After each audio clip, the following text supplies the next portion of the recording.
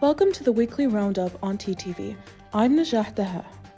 Senegal's Minister of Infrastructure, Déthié Fall, has stepped up pressure on the contractor of the strategic Rosso Bridge linking Senegal and Mauritania, warning that repeated delays are unacceptable. Originally scheduled for completions in 30 months, the project has stretched to nearly 50 months and is now expected to be delivered in 2027 instead of late 2026. He warned of strict measures, including the possible replacement of the contractor if deadlines are missed.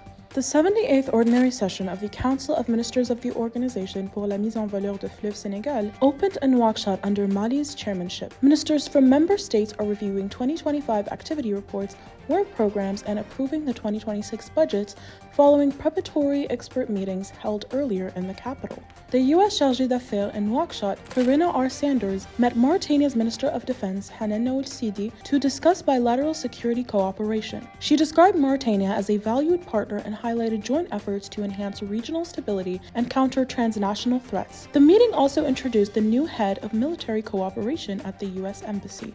Doctors Without Borders has resumed operations in Mauritania to provide healthcare to Malayan refugees and host communities in their eastern Hod region. The organization focuses on primary care, maternal and child health, nutrition, and support for victims of violence, warning of growing vulnerability amid continued refugee inflows and declining funding.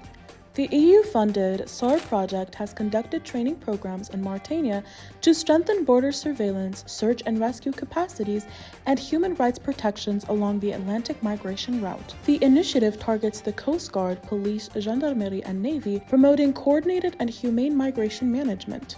The International Monetary Fund has completed key program reviews for Mauritania, unlocking immediate financing of 65.88 million SDR, equivalent to about 91 million US dollars. Total IMF disbursements now reach around 258 million US dollars as the fund stresses continued reforms in governance, transparency, and climate policies.